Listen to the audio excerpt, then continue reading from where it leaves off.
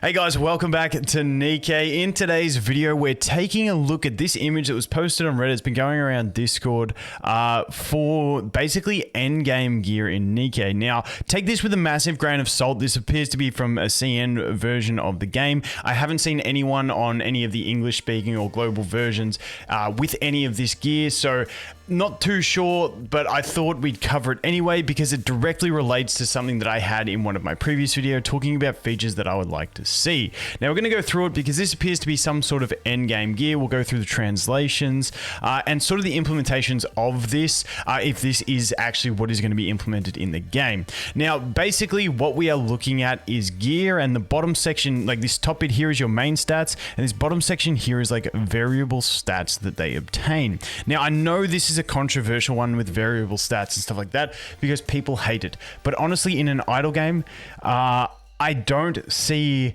it being as big of an issue, because I might make a whole video talking about the level cap, because basically you have an infinite level cap, so you're always going to be reaching for something. So in my opinion, just one man's opinion, let me know your thoughts below, but I feel like this basically offers you a way to customize a character to work in a way you want. So if you've got your waifu and they're not a top tier waifu, but you can get the right gear sets on them to make them viable, I feel like that's more enjoyable for players. But once again, it correlates to level caps, and I'll make a whole video talking about that, and we'll go through all of that. But basically what I want to look at in this video is what we have and the potential that this brings. So if we go over to Google Lens over here, we can translate it. So basically, it's a fire type overload. So I don't know what this means. Oh no, this is okay. My bad. It's an attack type. So you can see that there, and it's the headpiece. So when they say fire type, I believe that's just where it's attack, because we can see the attacker symbol. So that's the basic. That goes through the name, the VB metal mask, number of positions, and this is 1. So I'm not too sure on number of possessions. I believe that means number of them you own, but I could be wrong on this. And now this is basically just like a flavor text by the looks of it. And yeah, all the way down to here looks like flavor text basically. And then we get down to this bit, which is equipment ability value. And so the first one here that we can see, if we take a look at the image and we look at it a bit closer, this is going to be HP and attack. It's a standard headpiece. If we look at it compared to a standard headpiece in the game, same symbols, so you will get those same attacks. Keep in mind, just translate just doesn't always work that well. So as you can see, equipment attributes, and then you've got HP, and then you've got attack. They call it physical strength and attack, so just keep that in mind. So let's bounce back over here and go to the Google Lens again. So the physical strength of 49,181 is actually the HP, and then the attack is the 6014. So that's the basic stuff that we have on gear anyway. So this is the bit where it gets interesting. Equipment modification effect. So this first one, and we haven't seen any others. You can speculate on the different type of stats that might bring, but physical strength is restored. And keep in mind, physical strength is what they refer to here as physical strength, which is actually HP. So HP is restored according to the proportion of attack damage. Now, we all know Helm came out and she's got like a massive, I think it's like 40 something percent. This is 9%, which is actually decent. I think Uni provides like 4 or 5%. So this piece of gear is better than the buff that Uni provides, if this is real. So that would be a 9% buff. Now, the thing that gets me really interested, we'll skip one and then we'll look here. So we've got attack power increase of 10.4%. It's a pretty solid attack power increase on your gear. And then we've got this button down here, which is, let's go to here. So this button here is effect change. So it looks like we might even be able to re-roll the effects that we get, which is very, very interesting, depending on the way that system would work. But as we read here, this is the one that I wanted to go back to. So this line here, right in the middle here, actually states attribute not obtained. So I'm assuming that as you upgrade the gear, based on the type of systems we've seen in games before, is that as you upgrade your gear, you maybe unlock more attributes, and I'm not sure how many it'll get to, and I'm not sure how the effect change works.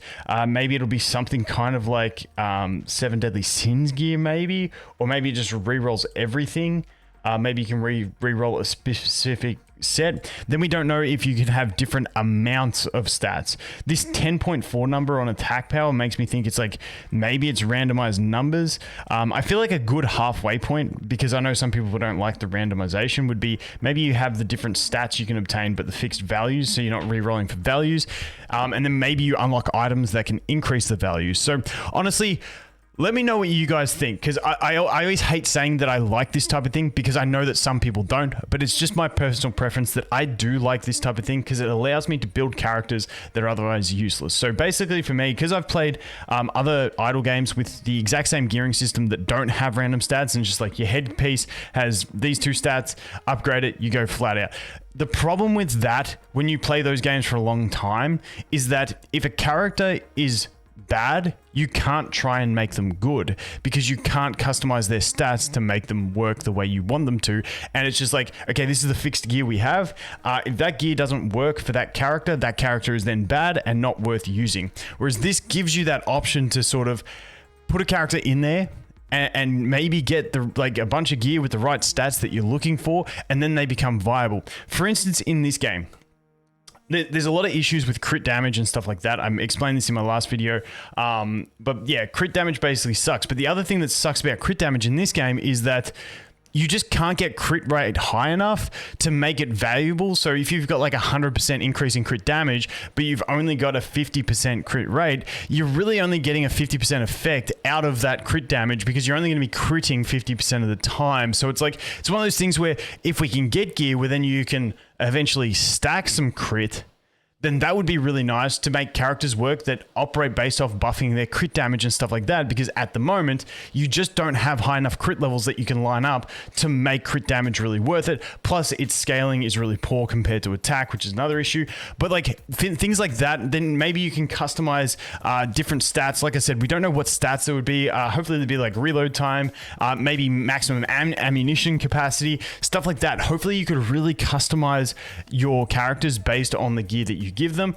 And for me, and I know some people hate the idea of endless gear grinding, but in this game, I don't think it would be endless gear grinding. You'd be doing your intercepts every day, and then the rest would just be coming from AFK loot, so you don't have to have your phone open all the time, and it just rolls in. Then for me, that gives me the excitement of every time I log in after 10 hours, after I sleep or whatever, I get to open up and see if I get some upgraded gear. And I honestly enjoy that, but once again, I hate saying that, because I know some people do actually hate it. So that's where we're at. So if we jump over into the game quickly, like I said, I'm low-key excited for this, but I know some people hate it. So let me know your thoughts. But I'll do another video talking about level caps and why I think this gearing system actually works in this.